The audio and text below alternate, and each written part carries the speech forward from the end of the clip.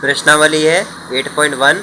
इसमें जो पहला क्वेश्चन है, यदि cos a बराबर 5/13 है तो tan a का मान ज्ञात कीजिए। जो क्वेश्चन में दिया था वह लिख लिया है। cos a को पढ़ लिया है हमने थीटा और बराबर में 5/13 ये लिखा हुआ है। तो हमें तो फॉर्मूला याद नहीं है, तो हम लिखेंगे यहाँ पर लाल कक्का। तो अब लाल कक्का लिखा हमने। अब हमने देखा कि कॉस ऊपर रहता है, तो ऊपर हमने देखा कॉस ऊपर रहता है, तो ये हो जाएगा कॉस का आधार बटे कर्ण।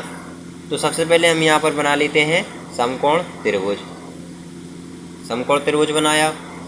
अब आपको मालूम होगा समकोण त्रिभुज में थीटा के सामने वाला जो भुजा रहती है उसको बोलते हैं हम लंब। तो यहाँ पर हम लंब नहीं मानेंगे, हम मानेंगे लंब। जैसे कि आधार क्या हो जाएगा 5/13। तो ये हमने लिख लिया। तो यहाँ पर मान लेते हैं ए, बी और सी। तो हमें निकालना है बी सी, यानी लंब निकालना है।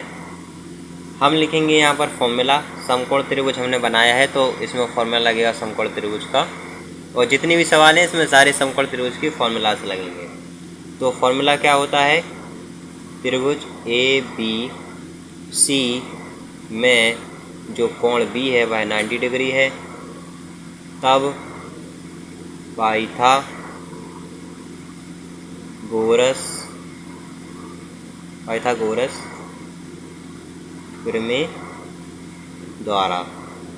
प्रमेय द्वारा फॉर्मूला होता है कर्ण का स्क्वायर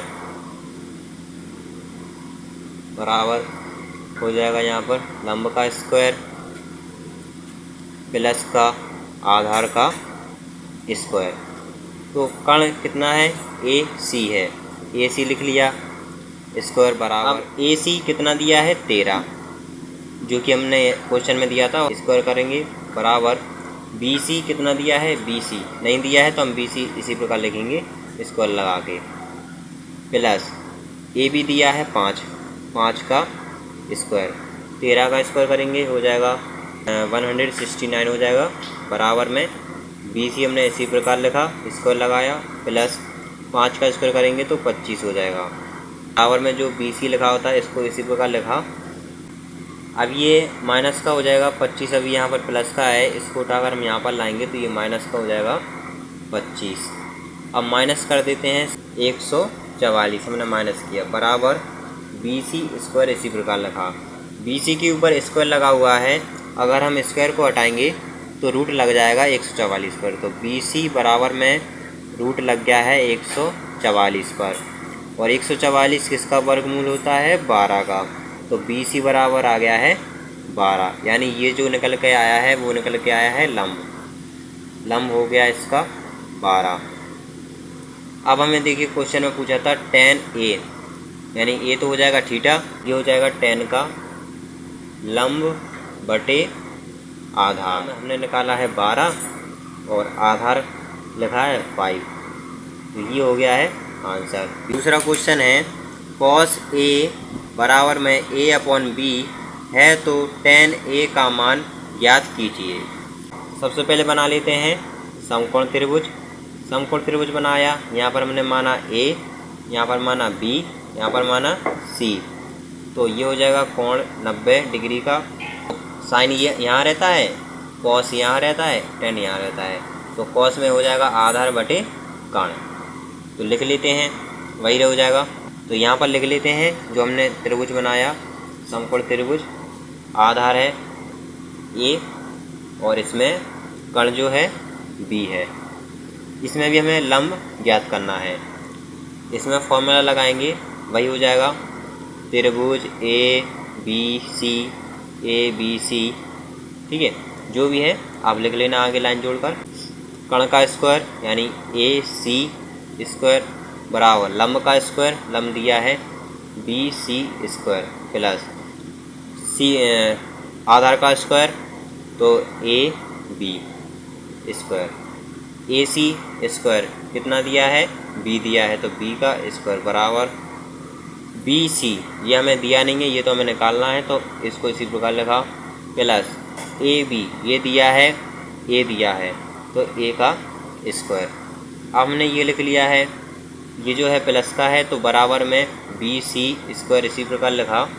इसको उठाकर हम यहाँ पर लाएंगे तो ये हो जाएगा माइनस का ए स्क्वायर, और ये जो है बी स्क्वायर लिखा हुआ है तो इसको हमने इसी प्रकार लिख दिया बराबर में बी सी स्क्वायर, ये इसी प्रकार लिखा। अब यहाँ से रूट लग जाएगा इन पर तो क्या हो जाएगा बी स्क्वायर माइनस का ए स्क्वायर, रूट लग गया है बराबर में बी सी लिख दिया।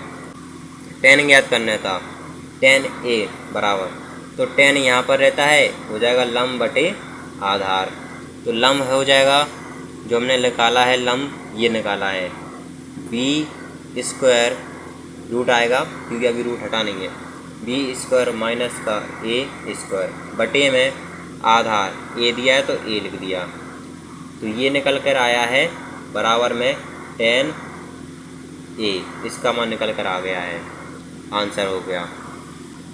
तीसरा क्वेश्चन है वह देखते हैं, उसमें हमें साइन ज्ञात करना है और स्क्वायर लगा है साइन के ऊपर तो उसका वर्ग कर देना होगा। ये भी सिंपल है तो आप लोग आसानी से कर लोगे।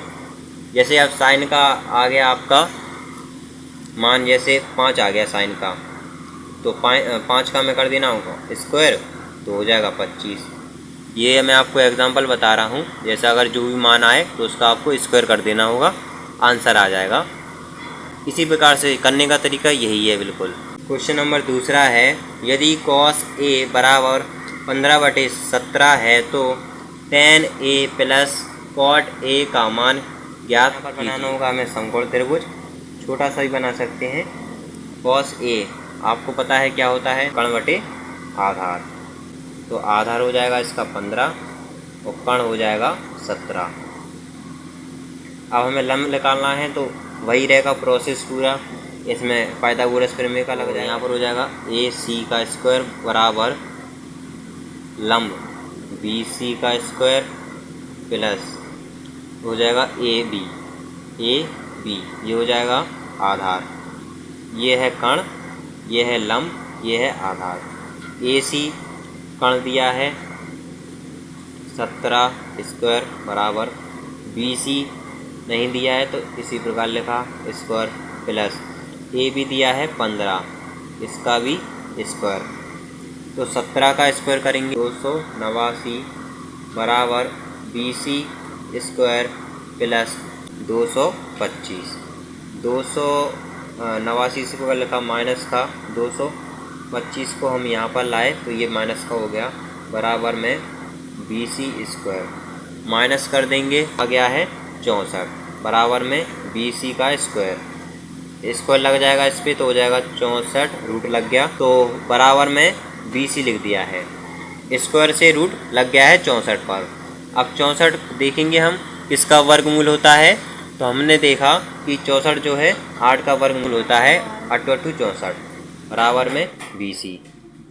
अब इसमें हमें मान रख देना होगा तो लंब बटे आधार प्लस कोट, इसका उल्टा ही हो जाएगा आधार बटे लंब, tan का उल्टा होता है कोट, तो लंब हमने निकाला है 8 लिख लिया, आधार आया है 15, आधार तो पहले से दिया हुआ था क्वेश्चन में, प्लस यहाँ पर दिया था आधार 15, आधार कितना है 15 और लंब हमने 8 निकाला।